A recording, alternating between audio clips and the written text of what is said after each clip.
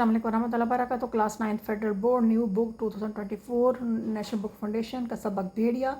इसकी ये मैंने पहले ये फॉर्म है ये पहले अपलोड कर दिए हैं ताकि आपको, क्योंकि बड़ी स्क्रीन में आ रहे थे तो आप इनको एक दफ़ा देख लीजिए, जस्ट देखने के लिए हैं आपके लिए, ताकि आपको पता हो कि फॉर्म कैसे होते हैं। इसके बाद इसके मश्की सवालात शुरू हो जाते हैं। उसके बाद आप मश्की सवालात को भी साथ देख लीजिए, फिर सॉल्व एग्जाम्पल सॉल्व सोल्यूशन के साथ।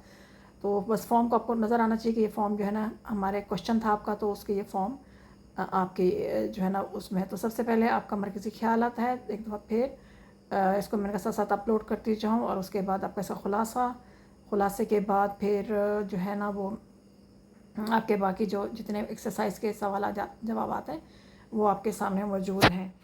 तो ये उसके बाद आपका ये अगला सवाल है, इसको भी आप देख लीजिए।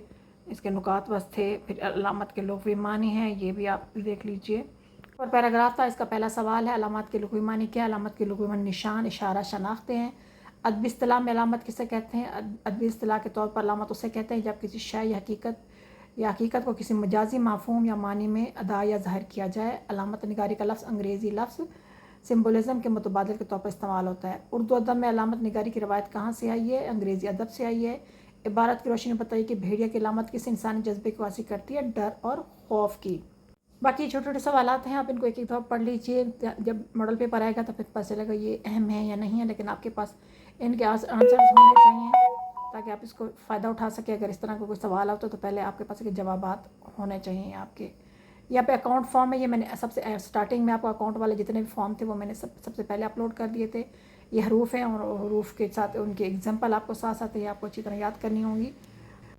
उसके बाद ये एक्स्ट्रा सवाल आते हैं जो आपकी कंतब बुक में भी यही आ रहे हैं कि मज़कूरा कहानी में भेड़िया के किस किरदार की नुमाइंदगी कर रहा है। मज़कूरा कहानी में भेड़िया और वहशत की नुमाइंदगी कर रहा है। जितना ज़्यादा इसे हावी करवाया उतना ही ये बढ़ता जाता है। कहानी का मरकज़ी ख्याल क्या है? इस कहानी का मरकज़ी ख्याल ये कि इंसान जितना ज़्यादा